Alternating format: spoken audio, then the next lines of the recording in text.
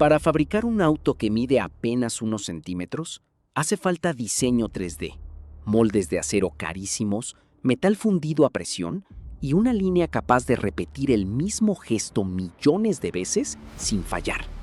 Y lo más sorprendente es que si una mínima desviación aparece en el molde o en los ejes, ese pequeño auto deja de verse bien, de rodar bien o directamente no sirve. Hot Wheels parece un juguete simple, pero detrás de cada carrocería hay un proceso industrial mucho más cercano al de un vehículo real de lo que la mayoría imagina. Lo que empieza como una idea en pantalla termina convertido en un objeto de metal, plástico, pintura y precisión mecánica que debe salir perfecto una y otra vez. Todo empieza mucho antes del metal. Antes de que exista una sola pieza física, el auto nace en una mesa de diseño, donde puede surgir como un modelo original o como la versión miniatura de un vehículo real con licencia. En ese punto, no basta con copiar un coche y hacerlo pequeño. Hay que reinterpretarlo para que conserve su identidad visual, incluso a escala diminuta, y al mismo tiempo funcione bien sobre una pista. Los diseñadores trabajan con software de modelado para construir el vehículo con precisión, definiendo curvas, proporciones, entradas de aire, luces y perfil general. Después, ese modelo se ajusta para que algunos rasgos se exageren ligeramente y otros se simplifiquen, porque lo que funciona en un auto real no siempre se ve bien ni se fabrica bien en miniatura. Aquí también se decide algo decisivo: cómo se repartirá el peso, cómo responderá el chasis y qué forma tendrá el conjunto cuando empiece a rodar. Cuando el diseño digital ya convence en pantalla, llega el momento de volverlo tangible. Para eso se crean prototipos físicos, normalmente con impresión 3D o procesos rápidos de mecanizado, que permiten tocar el auto, verlo desde todos los ángulos y comprobar si realmente transmite lo que prometía en digital. Es la primera vez que la idea sale del ordenador y entra en el mundo real. Ese prototipo sirve para revisar detalles que en pantalla pueden pasar desapercibidos, cómo se siente en la mano, si encaja bien en el empaque, si la silueta conserva fuerza y, en algunos casos, incluso cómo se comporta al desplazarse. Si algo falla, el diseño vuelve atrás, se corrige y se prueba otra vez. Ese ciclo puede repetirse varias veces, porque una vez que el modelo se aprueba, ya no se piensa en fabricar uno, sino millones. Con el diseño final validado, el siguiente paso es crear la pieza más crítica de toda la producción: el molde de acero. Aquí ya no estamos hablando de una forma bonita, sino de una herramienta industrial que debe reproducir la carrocería con exactitud absoluta durante miles de ciclos. Por eso, los moldes se mecanizan con equipos de alta precisión, capaces de esculpir cavidades diminutas, con tolerancias extremas. Pero el molde no solo define la forma externa del auto, también determina cómo va a entrar el metal, por dónde circulará, cómo se repartirá dentro de cada cavidad y de qué manera se enfriará después. En su interior incorpora canales, sistemas de expulsión y soluciones de enfriamiento que convierten una simple cavidad en una máquina de repetición perfecta. No es casualidad que esta sea una de las partes más caras del proceso, con moldes que pueden costar decenas de miles de dólares.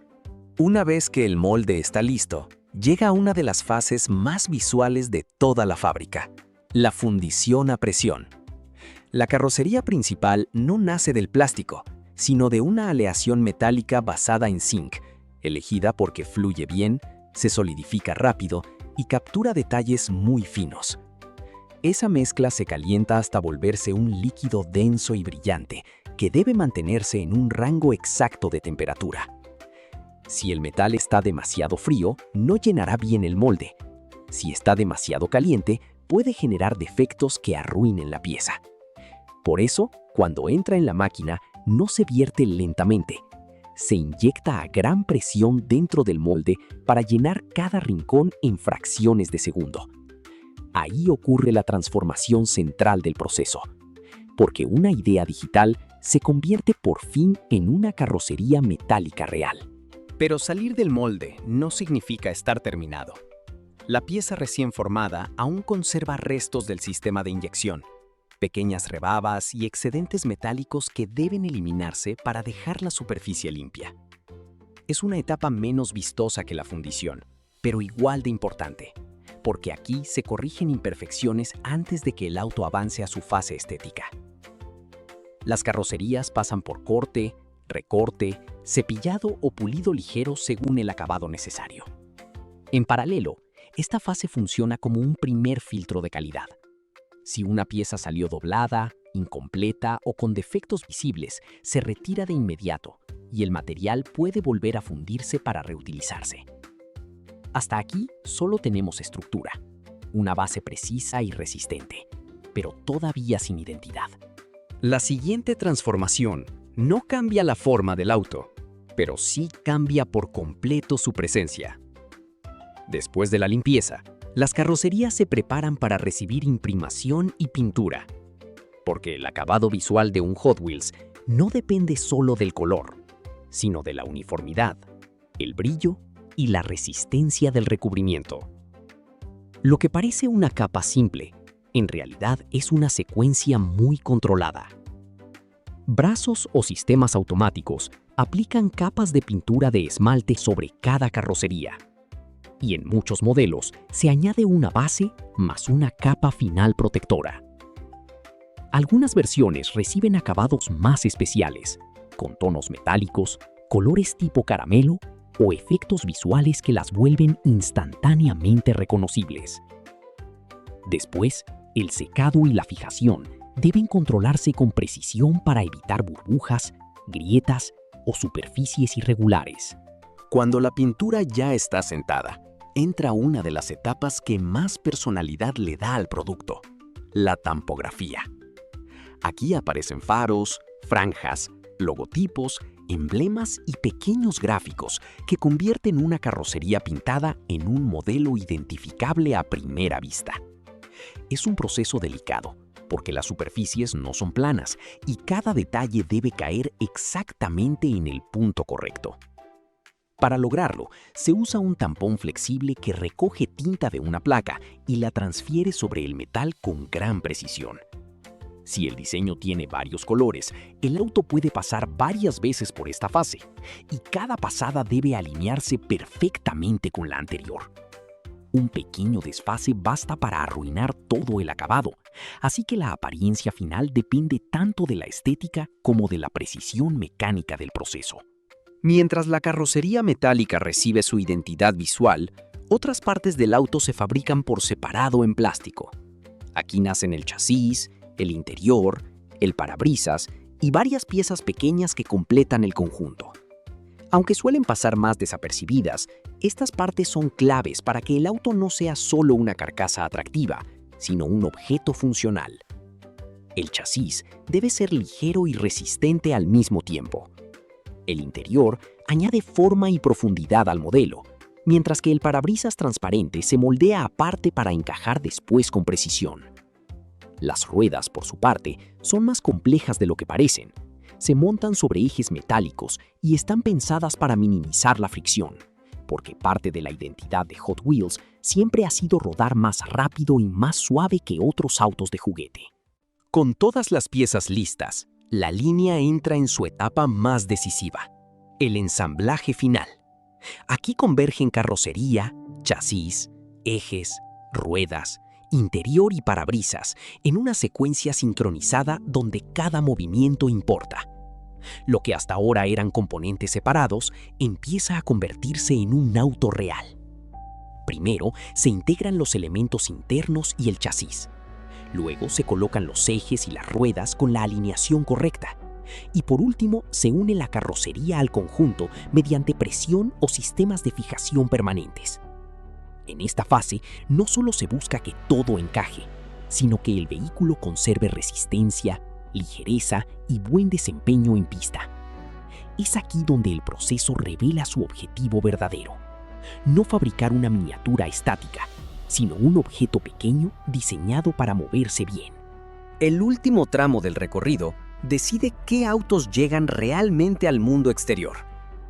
Una vez ensamblado, Cada modelo pasa por inspecciones que revisan pintura, gráficos, uniones, ruedas y capacidad de rodar. Un defecto mínimo puede bastar para retirar la pieza, porque en producción masiva, la consistencia importa tanto como la velocidad.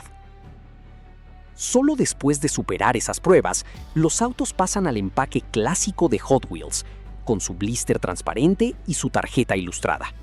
Y desde ahí se clasifican para distribución internacional. El resultado final parece pequeño y simple, pero detrás hay diseño industrial, metalurgia, automatización, control dimensional y una lógica de fabricación capaz de repetir el mismo nivel de detalle millones de veces.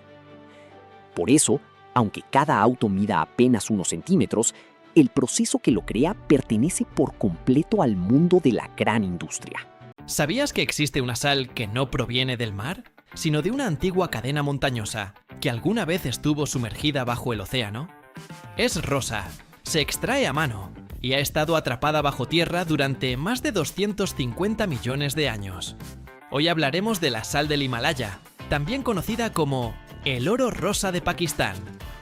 Un producto que se ha vuelto famoso en cocinas gourmet, tiendas naturistas y hasta en spas, donde aseguran que tiene propiedades curativas y energéticas. Pero, ¿de dónde viene realmente?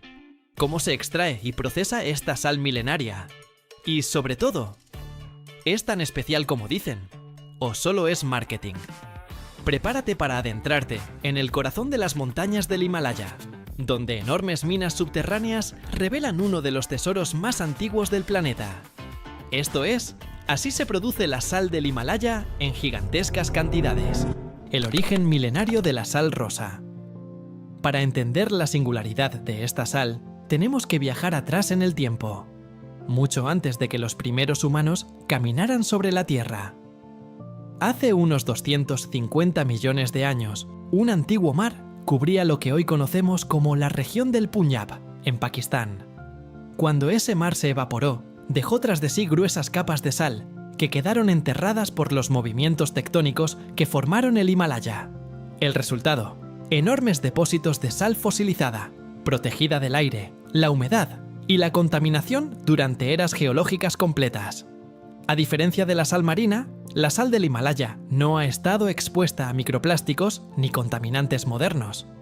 Su característico color rosa proviene de minerales traza, especialmente óxidos de hierro, pero también contiene calcio, potasio, magnesio y hasta 84 elementos distintos en mínimas concentraciones.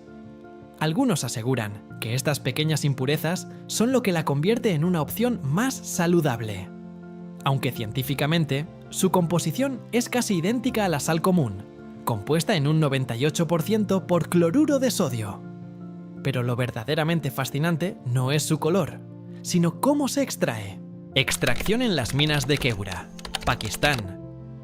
La mayoría de la sal del Himalaya proviene de una sola fuente: la mina de Keura, ubicada en el distrito de Jhelum, al noreste de Pakistán. Esta gigantesca mina es la segunda más grande del mundo y se extiende por más de 40 kilómetros bajo tierra. Fue descubierta en el año 326 a.C., cuando las tropas de Alejandro Magno notaron que sus caballos lamían las rocas. Desde entonces ha sido explotada de forma continua. Actualmente, la extracción se realiza con una técnica conocida como método de cámara y pilar. Consiste en excavar grandes túneles, dejando columnas de sal intactas, que sirven como soporte estructural. Este método permite que el techo no colapse y asegura la estabilidad de la mina, que parece más una catedral subterránea que una cantera. La temperatura dentro se mantiene constante durante todo el año, alrededor de 18 grados Celsius, lo que facilita el trabajo. Cada día, más de 400 mineros extraen entre 1.000 y 2.000 toneladas de sal. La maquinaria incluye perforadoras industriales, palas mecánicas y pequeños trenes que transportan la carga hacia la superficie. Uno de los detalles más llamativos es que gran parte del proceso aún se realiza manualmente. ¿Por qué? Porque el objetivo es mantener los cristales de sal lo más intactos posible, evitando la contaminación cruzada con metales o químicos industriales. Una vez fuera de la mina, comienza el proceso de selección, limpieza y trituración. Limpieza, selección y triturado de los cristales. Una vez que los bloques de sal emergen desde las profundidades de la mina de Keura, comienza la siguiente etapa: la limpieza y selección de los cristales. Estos bloques suelen pesar entre 25 y 100 kilos y tienen una apariencia rugosa, opaca y con zonas de diferentes tonalidades, desde un suave rosa claro hasta tonos rojizos intensos. El primer paso es eliminar impurezas físicas como polvo, pequeñas piedras u otros minerales que se hayan desprendido durante la extracción. Esto se realiza en cintas transportadoras, equipadas con chorros de aire a presión, cepillos industriales y detectores magnéticos que eliminan fragmentos metálicos. La sal no se lava con agua para evitar que se disuelva, pero sí se tamiza y clasifica mecánicamente. Aquí se produce la separación por calidad y tamaño. Los cristales más grandes y puros se reservan para uso decorativo o terapéutico, como las famosas lámparas de sal, mientras que los de menor tamaño son llevados a trituradoras industriales que los convierten en gránulos finos para consumo humano. En las trituradoras, gigantescas ruedas dentadas muelen la sal con precisión milimétrica. Posteriormente, los fragmentos pasan por una serie de tamices vibratorios que permiten separar la sal según su granulometría: fina, media o gruesa. Este proceso está completamente automatizado y monitoreado por sensores que garantizan que cada lote cumpla con los estándares de exportación. Una vez lista, la sal ya está preparada para su viaje. Pero todavía queda un paso crucial: el envasado. Envasado, exportación y llegada a tu mesa. El envasado de la sal del Himalaya es un proceso que combina maquinaria de alta precisión con controles de higiene muy estrictos. Cada tipo de sal se empaqueta de forma distinta, según su destino final. La sal de grano fino se coloca en sacos herméticos de polietileno, aptos para la industria alimentaria, mientras que la sal decorativa o terapéutica se embala en cajas de cartón o frascos de vidrio. En todos los casos, se asegura una atmósfera libre de humedad para evitar la compactación o disolución del producto. En algunas plantas se añade etiquetado automático, con códigos de trazabilidad que permiten saber exactamente de qué lote y mina proviene cada paquete. Esto no solo mejora la calidad del producto, sino que ofrece transparencia total al consumidor. Desde Pakistán, la sal es exportada a más de 50 países, principalmente hacia Estados Unidos, Europa y Asia. Cada año se producen más de 400.000 toneladas de sal del Himalaya, de las cuales una gran parte se utiliza en alimentación, pero también en productos cosméticos, terapéuticos y ornamentales. Finalmente, la sal llega a los supermercados y tiendas naturistas de todo el mundo, donde es vendida a precios que pueden superar hasta 20 veces el costo de la sal común. Pero eso nos lleva a la pregunta final: ¿vale realmente lo que cuesta? ¿Realmente es mejor que la sal común? A pesar de su color atractivo, su historia milenaria y su origen exótico, la pregunta sigue en el aire. ¿La sal del Himalaya es realmente más saludable o simplemente más comercial? Desde un punto de vista nutricional, tanto la sal blanca refinada como la sal rosa están compuestas principalmente de cloruro de sodio. La diferencia más notoria está en los oligoelementos, como hierro, zinc, calcio o potasio, que están presentes en la sal rosa, pero en cantidades tan pequeñas que su efecto sobre la salud es prácticamente insignificante. Por ejemplo, para obtener la misma cantidad de hierro que hay en una manzana, necesitarías consumir casi 2 kilos de sal rosa, algo evidentemente inviable y peligroso. Lo que sí es cierto es que la sal del Himalaya no está refinada y no suele contener aditivos como el antiaglomerante E535 o el yodo añadido de la sal común. Esto puede ser un punto a favor para quienes buscan opciones más naturales, aunque también significa que no es adecuada para prevenir el bocio si no se consume suficiente yodo por otras vías. Entonces, ¿por qué se ha vuelto tan popular? La respuesta está en el marketing, la estética y la percepción de lo natural. Su color, su historia y su origen la hacen atractiva para un público que busca alimentos más puros o ancestrales. Y aunque no sea milagrosa, no deja de ser un producto fascinante. Porque, al final del día, estás echando sobre tu comida un mineral que tiene más edad que los dinosaurios. Si te ha sorprendido cómo se extrae y distribuye este tesoro subterráneo, no te pierdas nuestros otros videos sobre productos cotidianos que esconden procesos industriales increíbles. Suscríbete y acompáñanos en el próximo episodio de Así se fabrica. Lo que verás a continuación te sorprenderá. Un solo kilo de uranio enriquecido puede generar tanta energía como 1500 toneladas de carbón. Pero, ¿cómo se obtiene este poderoso combustible?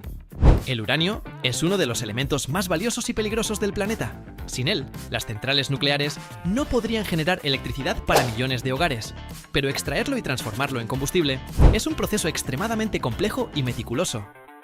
Hoy te llevaremos a una de las minas de uranio más grandes del mundo y a una planta de enriquecimiento nuclear para descubrir cómo este metal pasa de la roca a convertirse en la chispa que alimenta reactores de energía. Extracción y procesamiento inicial. Para encontrar uranio hay que excavar profundo. En una mina en el norte de Canadá, a 500 metros bajo tierra, los mineros perforan la roca con potentes taladros de tungsteno. Pero antes de extraer el mineral, deben congelar el suelo con un sistema de tubos llenos de calcio refrigerado a menos 30 grados Celsius. Esto evita inundaciones y estabiliza el terreno. Una vez congelado el terreno, los trabajadores usan perforadoras para extraer la roca rica en uranio. Un sistema de escáneres detecta el contenido radiactivo del mineral, que en esta mina puede alcanzar un asombroso 18% de uranio puro, una de las concentraciones más altas del mundo. Después de la extracción, el mineral es triturado en enormes molinos industriales hasta convertirlo en un fino polvo. Luego, se mezcla con agua para formar una suspensión líquida, llamada pulpa de uranio, que es transportada en camiones a una planta de procesamiento a 80 kilómetros de distancia. Conversión y enriquecimiento del uranio. En la planta de procesamiento, la pulpa se somete a un baño de ácido sulfúrico para separar el uranio de la roca. Esta solución ácida atraviesa una serie de filtros y procesos químicos hasta obtener un polvo de uranio concentrado, conocido como yellow cake o torta amarilla. Pero aún no está listo para usarse como combustible nuclear. Para eso, el uranio debe ser enriquecido. Primero, el yellow cake se calienta a 850 grados Celsius y se convierte en gas. Luego, este gas es introducido en centrifugadoras de alta velocidad que separan los isótopos más ligeros de uranio, 235, el único capaz de sostener una reacción en cadena dentro de un reactor nuclear. Este proceso de enriquecimiento es extremadamente delicado y ocurre en instalaciones de máxima seguridad. Solo el 3 a 5% del uranio extraído se convierte en uranio 235 listo para ser usado como combustible. Fabricación del combustible nuclear. El uranio enriquecido no puede utilizarse directamente en un reactor nuclear. Primero, debe ser convertido en un material sólido y estable que pueda soportar las condiciones extremas dentro del núcleo del reactor. Para ello, el gas de hexafluoruro de uranio se enfría y se transforma en un polvo fino de óxido de uranio, UO2. Este polvo es comprimido con toneladas de presión en pequeños cilindros cerámicos de color negro, llamados pellets de uranio. A pesar de su tamaño diminuto, apenas del tamaño de una pastilla de aspirina, cada pellet almacena una cantidad colosal de energía. De hecho, un solo pellet de uranio puede generar la misma cantidad de energía que una tonelada de carbón o 560 litros de petróleo.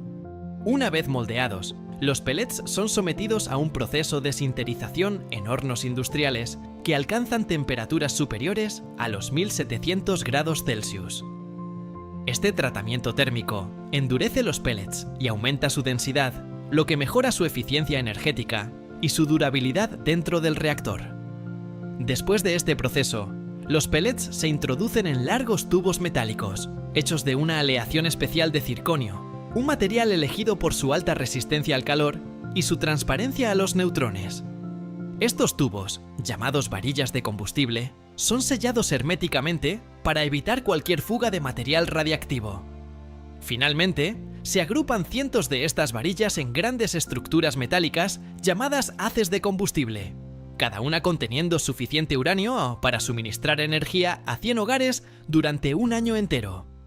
Estos haces de combustible ahora están listos para ser enviados a centrales nucleares de todo el mundo, donde serán utilizados para generar electricidad de manera eficiente y libre de emisiones de carbono.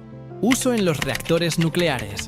Cuando los haces de combustible llegan a la central nuclear, son inspeccionados minuciosamente antes de ser introducidos en el núcleo del reactor.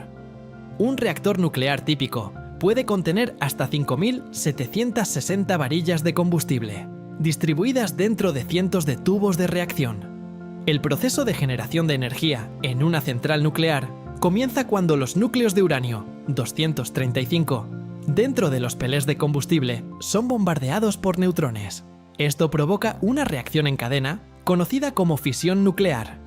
En este proceso, los átomos de uranio se dividen en átomos más pequeños, liberando una enorme cantidad de energía en forma de calor. El calor generado por la fisión nuclear calienta grandes cantidades de agua dentro del reactor, transformándola en vapor a alta presión. Este vapor es conducido hacia enormes turbinas de generación eléctrica que giran a velocidades impresionantes, alcanzando hasta 1.800 revoluciones por minuto. A medida que la turbina gira, mueve un generador eléctrico de gran tamaño que convierte la energía mecánica en electricidad. Este proceso permite que una sola central nuclear pueda generar hasta 750 megavatios de energía, suficiente para abastecer a más de 500.000 de hogares de manera continua. Uno de los aspectos más sorprendentes de la energía nuclear es su eficiencia. Mientras que una planta de energía a base de carbón requiere miles de toneladas de combustible al día, un reactor nuclear puede operar con el mismo conjunto de haces de combustible durante un año entero, sin necesidad de recarga. Además, las centrales nucleares cuentan con sofisticados sistemas de seguridad que controlan la velocidad de la reacción en cadena.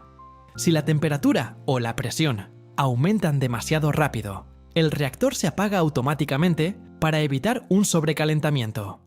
El resultado final de este proceso es una fuente de energía confiable, de alta capacidad y con una huella de carbono extremadamente baja, lo que la convierte en una de las opciones más eficientes y sostenibles para la producción de electricidad en el mundo moderno. Residuos y almacenamiento seguro. A pesar de su eficiencia, la energía nuclear genera un subproducto que debe ser manejado con extrema precaución: los residuos radiactivos. Después de aproximadamente un año de funcionamiento en el reactor, los haces de combustible se agotan y ya no pueden sostener una reacción en cadena eficiente. Sin embargo, aún contienen elementos altamente radiactivos y continúan generando calor residual. Para evitar riesgos, los haces de combustible gastado no pueden ser simplemente descartados. En lugar de eso, son cuidadosamente extraídos del reactor y transportados a una piscina de enfriamiento especial dentro de la misma central nuclear. Estas piscinas, de más de 8 metros de profundidad, están diseñadas para absorber el calor de los residuos y bloquear la radiación.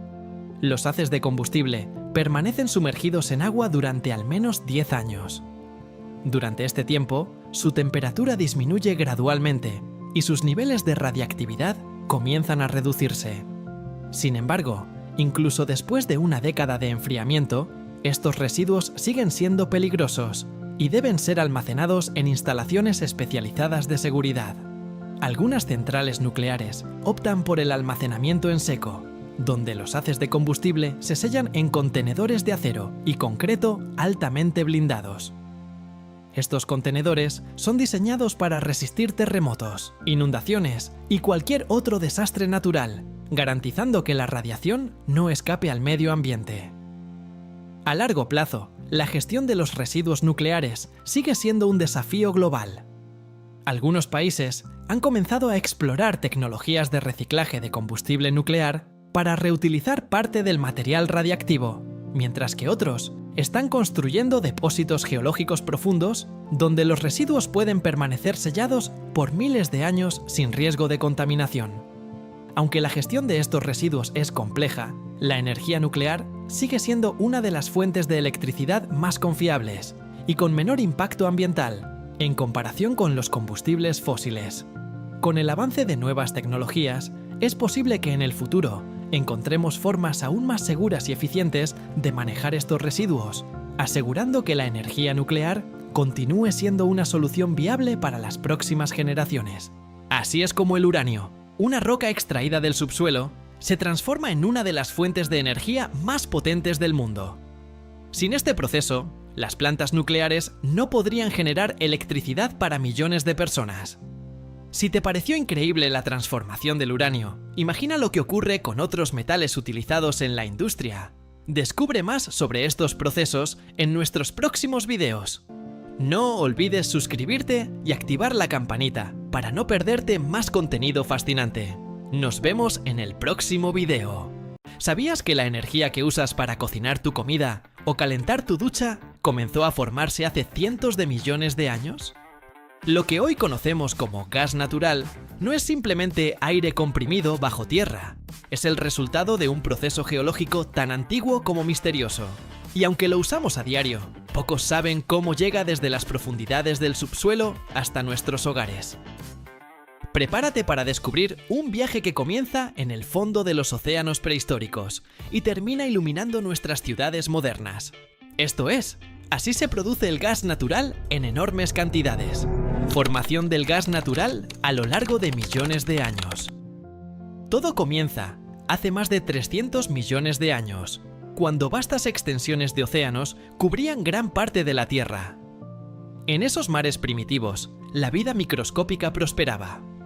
Al morir, estos organismos se acumulaban lentamente en el lecho marino, formando capas ricas en materia orgánica. Con el paso del tiempo, estas capas fueron cubiertas por sedimentos, rocas y presión. Durante millones de años, la temperatura bajo la superficie terrestre aumentó. Este calor, junto con la presión extrema, descompuso lentamente la materia orgánica. El resultado, una mezcla compleja de hidrocarburos, y entre ellos, uno especialmente valioso, el gas natural. Pero no está libre en grandes cavidades como muchos imaginan. En realidad, se encuentra atrapado en los poros diminutos de las rocas, como si la Tierra hubiera almacenado burbujas de energía, lista para ser usada, millones de años después. Exploración y perforación, en busca del tesoro subterráneo. Saber dónde perforar no es cuestión de suerte, sino de ciencia. Equipos de geólogos, geofísicos y expertos en energía analizan el terreno utilizando satélites, imágenes sísmicas en 3 dimensiones y sensores de última tecnología. Buscan formaciones geológicas que puedan albergar depósitos de gas. Rocas porosas cubiertas por capas impermeables que actúan como una trampa natural. Cuando se identifica una zona prometedora, comienza la perforación. Enormes plataformas, ya sea en tierra firme o en alta mar, perforan la corteza terrestre a profundidades que pueden superar los 3000 metros. La perforadora, una estructura rotativa llamada trépano, atraviesa capas de roca como si fuera una broca gigantesca, lubricada por lodo de perforación, que además enfría el sistema y mantiene la presión bajo control. Una vez alcanzado el yacimiento, se inserta una tubería de acero cementada para mantener el pozo estable. Y entonces, si todo sale bien, el gas comienza a fluir. No de manera explosiva, como en las películas, sino controlado, canalizado y monitoreado al milímetro. Este momento marca el inicio de una nueva etapa: la extracción y el transporte del gas hacia la superficie. Extracción y procesamiento en plantas especializadas. Una vez que el gas natural emerge desde las profundidades, no está listo para su uso inmediato. En su estado bruto, viene acompañado de agua salada, arena, azufre, dióxido de carbono e incluso petróleo. Es una mezcla caótica que necesita ser purificada. Aquí es donde entran en juego las plantas de procesamiento de gas natural, instalaciones altamente tecnificadas que podrían confundirse con pequeños pueblos industriales por su tamaño. El primer paso es separar el gas de los líquidos y sólidos. Esto se hace a través de separadores de fases que dividen los componentes por densidad. Luego, se pasa a torres de absorción y sistemas de compresión que eliminan impurezas como el sulfuro de hidrógeno, que es corrosivo y tóxico. Este proceso no solo mejora la calidad del gas, sino que protege los gasoductos y equipos que lo transportarán después. Uno de los pasos más fascinantes ocurre cuando el gas es enfriado a temperaturas extremadamente bajas, cercanas a los menos 160 grados Celsius. Este enfriamiento lo convierte en gas natural licuado, GNL, reduciendo su volumen en más del 600%. Así, se vuelve mucho más fácil de transportar, sobre todo por mar. Pero el gas no solo es limpiado, también es medido, monitoreado y clasificado. Cada lote pasa por controles de calidad que garantizan que cumple con los estándares energéticos y de seguridad internacional. Como si fuera una joya energética, cada molécula de metano es verificada antes de continuar su viaje. Transporte, gasoductos, barcos metaneros y seguridad. Ahora que el gas ha sido procesado, comienza una de las fases más críticas del proceso: el transporte. Existen dos grandes rutas para mover gas natural a largas distancias: gasoductos subterráneos y barcos metaneros. Los gasoductos son gigantescos tubos de acero que recorren miles de kilómetros bajo tierra o incluso bajo el mar. Algunos de ellos cruzan continentes enteros, como el Transiberiano o el Nord Stream en Europa. En su interior, el gas viaja a presiones altísimas, impulsado por estaciones de compresión ubicadas cada cierta distancia. Estas estaciones reactivan el impulso del gas y mantienen un flujo constante, como si se tratara de una arteria energética gigante. En cambio, cuando el destino está al otro lado del océano, entra en juego uno de los gigantes del transporte moderno: el barco metanero. Estos colosos marinos transportan el gas en estado licuado en esferas presurizadas y refrigeradas. Cada esfera puede contener suficiente energía para abastecer una ciudad mediana durante varios días. La seguridad es una prioridad absoluta. Tanto en tierra como en mar, el gas es monitoreado constantemente. Sensores de presión, detectores de fugas, válvulas de emergencia y protocolos automáticos están diseñados para actuar en segundos ante cualquier anomalía. El riesgo de una fuga o explosión es mínimo, pero las medidas de prevención son extremas. Además, muchos países cuentan con sistemas de alerta y respuesta inmediata, con equipos especializados que entrenan para emergencias las 24 horas del día. El viaje del gas es largo, pero cada tramo está protegido, supervisado y optimizado para que nada se interponga en su destino final. Distribución final y uso en hogares e industrias. Una vez que el gas llega a su país de destino, aún queda un paso vital: la distribución local. Desde los grandes centros de recepción, el gas se envía a través de una red secundaria de tuberías que atraviesa ciudades, barrios y zonas industriales. Estas tuberías, mucho más pequeñas que los gasoductos principales, llevan el gas directamente hasta nuestros hogares, fábricas, hospitales y centrales eléctricas. Y todo esto ocurre de forma casi invisible para el usuario final. En casa, el gas natural enciende estufas, calderas y calentadores. En la industria, es el alma de hornos, generadores y sistemas de producción que no pueden detenerse ni un segundo.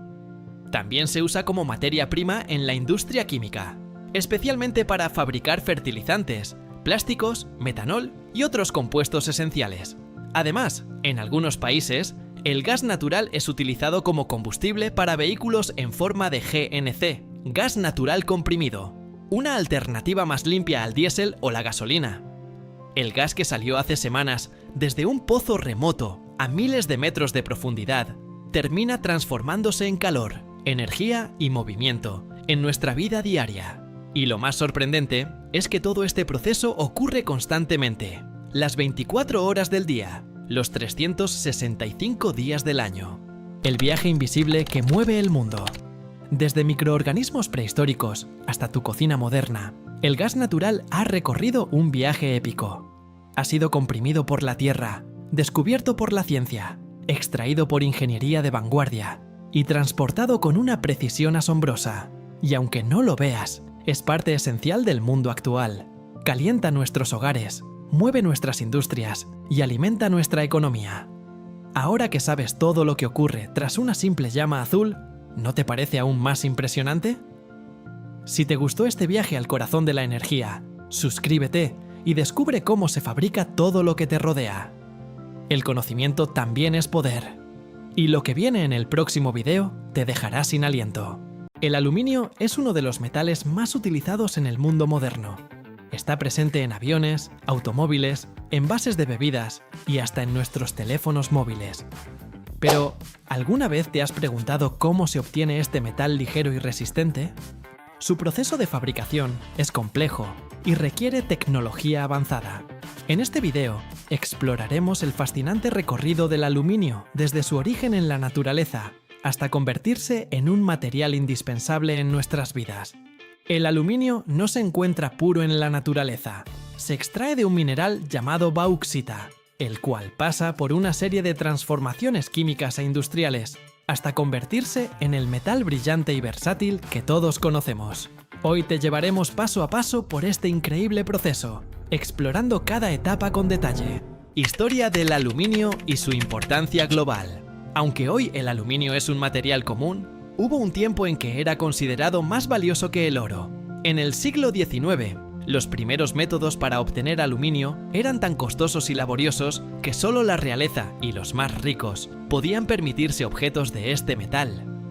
De hecho, se dice que Napoleón III guardaba un conjunto especial de cubiertos de aluminio, reservados para los invitados más importantes. Todo cambió en 1886, cuando dos científicos, el francés Paul Égual y el estadounidense Charles Hall, descubrieron un método revolucionario para extraer aluminio de la alúmina mediante electrólisis. Este proceso, conocido como el proceso Hall-Héroult, redujo drásticamente los costos de producción y permitió que el aluminio se convirtiera en un metal de uso masivo. Hoy en día, la producción mundial de aluminio supera los 60 millones de toneladas anuales, con China, Rusia y Canadá como los principales productores. Su bajo peso, resistencia a la corrosión y facilidad para ser reciclado hacen del aluminio un material fundamental en sectores como la construcción, el transporte y la tecnología. Minería de la bauxita. Primer paso del proceso. La materia prima esencial para fabricar aluminio es la bauxita, un mineral rico en óxidos de aluminio. Esta roca de color rojizo se encuentra en grandes cantidades en países como Australia, Guinea, Brasil y China. El proceso de extracción comienza con la identificación de los yacimientos de bauxita, los cuales suelen encontrarse cerca de la superficie terrestre. A diferencia de otros minerales, la bauxita no se extrae en minas profundas, sino en minas a cielo abierto. Esto significa que grandes extensiones de tierra deben ser despejadas antes de comenzar la explotación. Una vez expuesta la capa de bauxita, se utilizan excavadoras y maquinaria pesada para extraer el material. Posteriormente, la bauxita se carga en camiones de gran capacidad y se transporta a plantas de procesamiento cercanas. Este método de extracción genera un impacto ambiental significativo, por lo que muchas empresas mineras han implementado programas de reforestación y restauración del ecosistema para mitigar el daño causado por la actividad minera. Transporte y almacenamiento de materiales. Tras la extracción, la bauxita debe ser transportada a las plantas de refinamiento. En algunos casos, las minas se encuentran cerca de las refinerías, lo que facilita el traslado mediante cintas transportadoras. Sin embargo, cuando las distancias son mayores, el mineral se transporta en camiones, trenes o barcos de carga. Una vez en la planta de procesamiento, la bauxita se almacena en grandes pilas al aire libre o en silos especiales. Antes de someterse al proceso de refinamiento, la bauxita suele ser triturada en fragmentos más pequeños para facilitar su manipulación y mejorar la eficiencia en los siguientes pasos de la producción: digestión y precipitación de la alúmina. El siguiente paso en la fabricación del aluminio es la extracción de la alúmina, u óxido de aluminio, a partir de la bauxita. Este proceso se lleva a cabo mediante el método Bayer, desarrollado en 1887 por el químico austriaco Carl Joseph Bayer. En primer lugar, la bauxita triturada se mezcla con una solución de soda cáustica, hidróxido de sodio, y se calienta a altas temperaturas, alcanzando hasta 270 grados Celsius y presiones de hasta 35 atmósferas. Bajo estas condiciones extremas, la soda cáustica disuelve los compuestos de aluminio de la bauxita, formando una solución de aluminato de sodio. Los materiales no disueltos, como hierro y silicio, se separan mediante filtración y se eliminan como residuos conocidos como barro rojo, un subproducto del proceso Bayer. Este lodo contiene componentes tóxicos y debe ser manejado con cuidado para evitar contaminación ambiental. La solución resultante se enfría y se agita, lo que permite que la alúmina precipite en forma de cristales sólidos. Luego, estos cristales se lavan y se calientan en hornos a temperaturas superiores a 1000 grados Celsius, en un proceso llamado calcinación. Como resultado, se obtiene un polvo blanco y fino, conocido como alúmina, el ingrediente esencial para producir aluminio metálico. Con esta etapa, hemos transformado la bauxita en alúmina pura, pero todavía falta un paso crucial, la electrolisis para obtener aluminio metálico, lo cual exploraremos en la siguiente parte del proceso. Fundición del aluminio mediante electrólisis. Para transformar la alúmina en aluminio puro, se utiliza un método conocido como electrólisis. Este proceso ocurre en enormes cubas electrolíticas donde se mezcla la alúmina con criolita, un mineral que reduce el punto de fusión del aluminio, haciéndolo más eficiente y menos costoso en términos de energía. Dentro de estas cubas se genera una corriente eléctrica de varios miles de amperios. Esta corriente hace que los iones de aluminio se separen del oxígeno y se depositen en el fondo del recipiente en forma de aluminio líquido. Mientras tanto, el oxígeno liberado reacciona con los electrodos de carbono, formando dióxido de carbono. Este es un proceso altamente energético, y es por eso que las plantas de producción de aluminio suelen estar ubicadas cerca de fuentes de energía barata, como plantas hidroeléctricas. El aluminio líquido obtenido se extrae mediante un sifón y se vierte en moldes para su posterior enfriamiento y solidificación. En este punto, el metal tiene una pureza del 99,7%, pero todavía puede ser refinado aún más dependiendo de sus aplicaciones finales. Producción y laminado de lingotes y láminas. Una vez obtenido el aluminio fundido, se procede a su conformación en lingotes, planchas o láminas. Para ello, el metal se vierte en moldes de diferentes tamaños y se deja enfriar. Estos lingotes pueden pesar desde unos cuantos kilogramos hasta varias toneladas, dependiendo del uso final que tendrán. Los lingotes de aluminio se calientan nuevamente y se pasan por una serie de rodillos que los aplanan y estiran, reduciendo su grosor progresivamente hasta formar láminas delgadas. Este proceso se conoce como laminación y permite que el aluminio adquiera diferentes formas y espesores según la necesidad de la industria. En esta etapa, también se pueden realizar aleaciones, combinando el aluminio con otros metales, como cobre, magnesio o zinc para mejorar sus propiedades. Estas aleaciones se utilizan en industrias como la aeronáutica, automotriz y de la construcción, donde se requiere un equilibrio entre resistencia, peso y maleabilidad. Aplicaciones sorprendentes del aluminio. El aluminio es uno de los metales más versátiles que existen. Su ligereza, resistencia a la corrosión y capacidad de reciclaje lo hacen ideal para innumerables aplicaciones en nuestra vida cotidiana. Uno de sus usos más comunes es en la industria del transporte. Gracias a su bajo peso y alta resistencia, el aluminio es fundamental en la fabricación de aviones, trenes y automóviles modernos, reduciendo el consumo de combustible. Cada año, millones de toneladas de atún enlatado son consumidas en todo el mundo. Es una de las fuentes de proteína más accesibles y versátiles, presente en todo tipo de platillos, desde ensaladas hasta sándwiches y guisos. Pero, ¿alguna vez te has preguntado cómo llega desde el océano hasta tu mesa? El proceso es una combinación de pesca a gran escala, tecnología de conservación y rigurosos estándares de calidad. En este video, veremos paso a paso cómo se captura, procesa y envasa el atún para garantizar su frescura y seguridad alimentaria. Lo que descubrirás a continuación es un proceso industrial impresionante que involucra barcos pesqueros de alta tecnología, maquinaria especializada y estrictos controles de calidad. Pesca y conservación del atún. El primer paso en la producción de atún enlatado ocurre en alta mar, donde los barcos pesqueros se encargan de capturar enormes cantidades de este pez.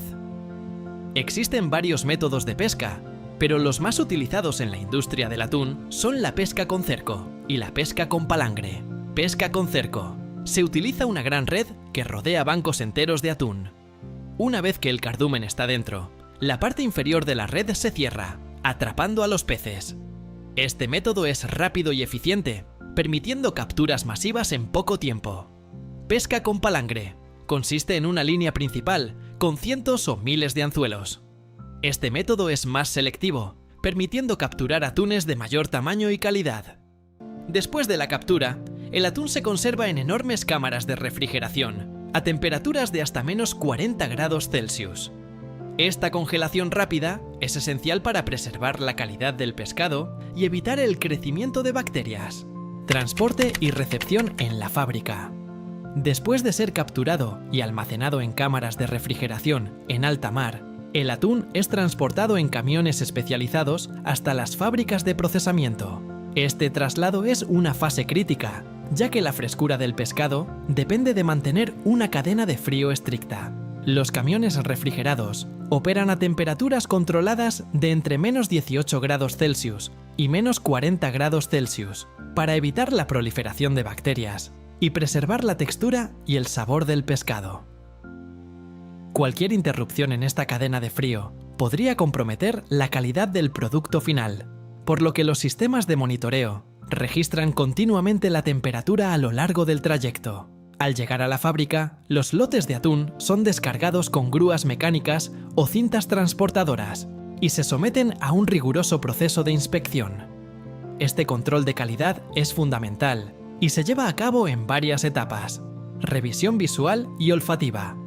Los expertos inspeccionan el color de la piel, la textura de la carne y el olor para asegurarse de que el atún cumple con los estándares de frescura. Un pescado con un tono opaco o con un aroma fuerte puede ser descartado. Pruebas de temperatura interna. Se toman muestras aleatorias de los lotes para medir la temperatura interna de los peces y confirmar que no haya ocurrido un descongelamiento durante el transporte. Verificación del tamaño y especie. Se clasifica el atún según su peso y variedad. Los lotes que no cumplen con los criterios establecidos se redirigen a otros usos, como harina de pescado o producción de alimento para mascotas. Análisis microbiológico. Se extraen pequeñas muestras de carne para ser examinadas en laboratorios internos, donde se busca la presencia de bacterias dañinas como la Listeria monocytogenes o Salmonella. Una vez superadas todas las pruebas de calidad, el atún se almacena en cámaras frigoríficas de la fábrica hasta que es procesado. Estas cámaras mantienen temperaturas bajo cero y cuentan con estrictos protocolos de seguridad para garantizar que el pescado permanezca en condiciones óptimas hasta su transformación en atún enlatado. Clasificación y limpieza del atún. Antes de su procesamiento, el atún se clasifica según su tamaño y especie.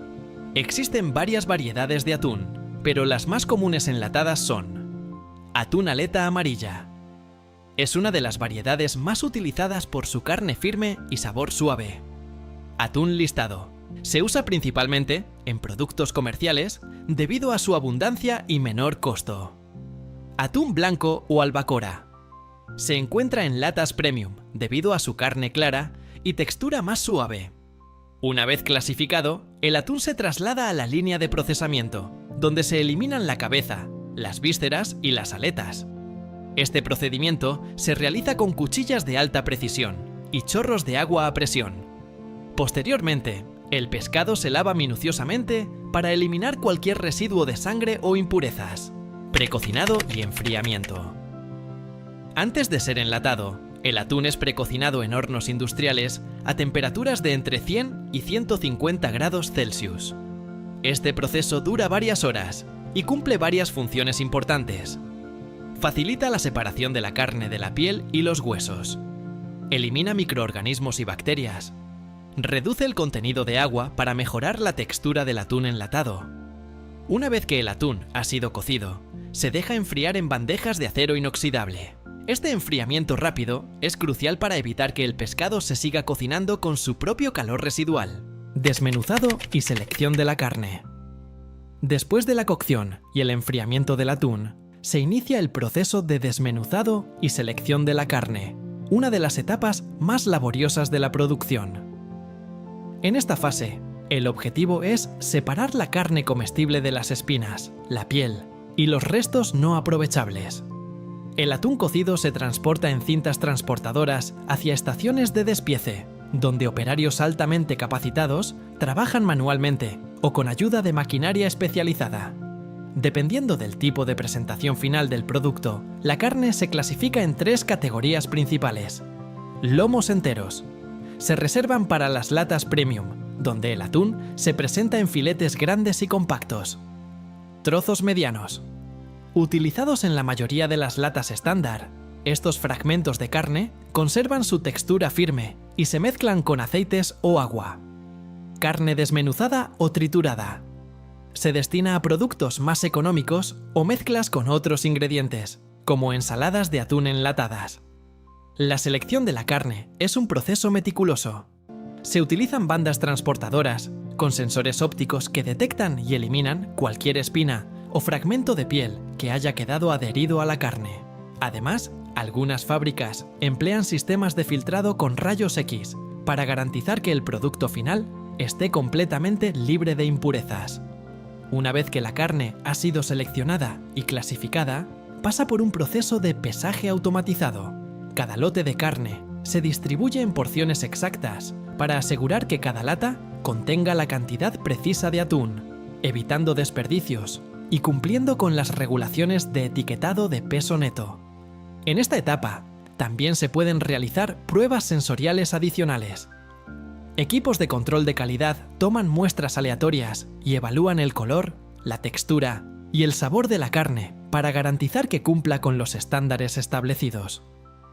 Solo aquellos lotes que superan todas las inspecciones avanzan a la fase de enlatado y conservación, envasado y sellado de las latas. El siguiente paso es el enlatado del atún. Dependiendo de la presentación final, se pueden añadir diferentes líquidos de conservación, como aceite vegetal, que ayuda a mantener la textura y realza el sabor. Agua, una opción más ligera y baja en grasa. Salsas y condimentos, para variedades saborizadas. El atún y los líquidos de conservación se dosifican en cada lata con precisión milimétrica, para asegurar que cada envase tenga la cantidad exacta de producto. Luego, las latas se sellan herméticamente mediante un sistema de prensado al vacío. Este sellado es esencial para evitar la contaminación y garantizar que el atún se conserve en perfectas condiciones durante años. Esterilización y control de calidad. Una vez selladas, las latas pasan por un proceso de esterilización en autoclaves industriales. Estos enormes tanques de presión calientan las latas a temperaturas superiores a 120 grados Celsius, eliminando cualquier microorganismo y asegurando una larga vida útil del producto. El control de calidad es un aspecto crítico en este proceso.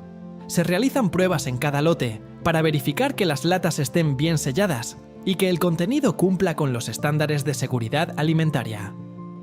Algunas de las pruebas incluyen análisis de hermeticidad para garantizar que no haya fugas en las latas, pruebas microbiológicas para asegurar que no haya presencia de bacterias, verificación de peso y contenido para comprobar que cada lata contenga la cantidad correcta de atún, etiquetado, embalaje y distribución. Una vez que las latas han sido selladas y esterilizadas, pasan a la fase de etiquetado y embalaje, donde se les da su identidad comercial y se preparan para su distribución global.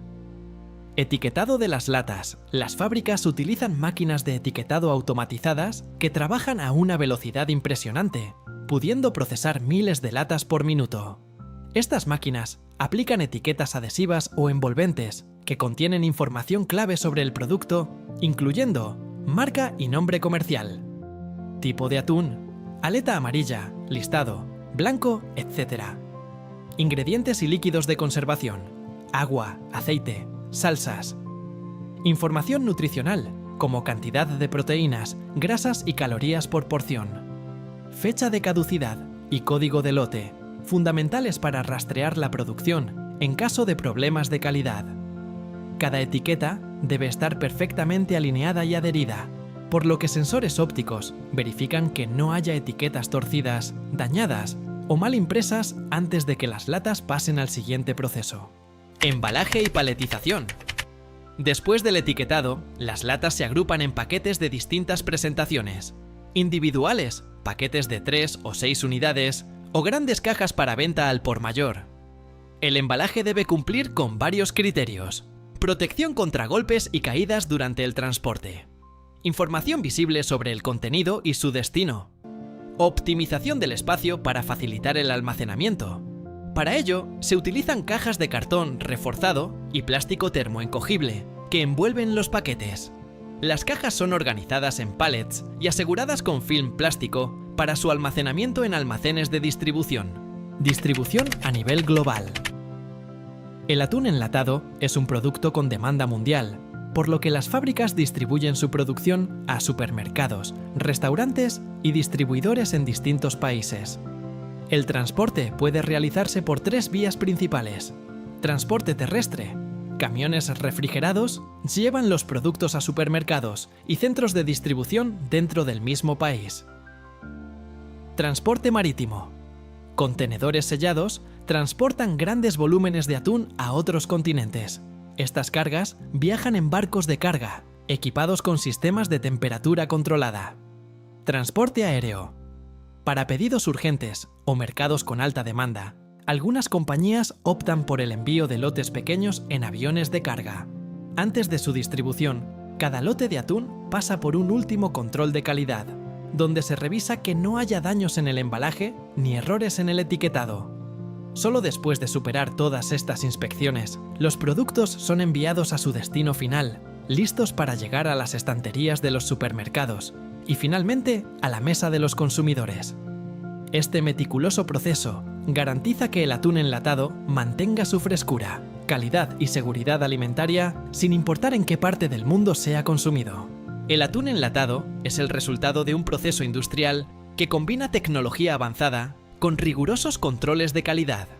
Desde su captura en el océano hasta su llegada a los estantes de los supermercados, cada paso está diseñado para garantizar que el producto sea seguro, nutritivo y delicioso. Ahora que conoces el increíble proceso detrás del atún en lata, ¿te esperabas que pasara por tantas etapas antes de llegar a tu mesa? Déjanos tu opinión en los comentarios. No olvides suscribirte para descubrir más sobre cómo se fabrican los productos que consumimos a diario.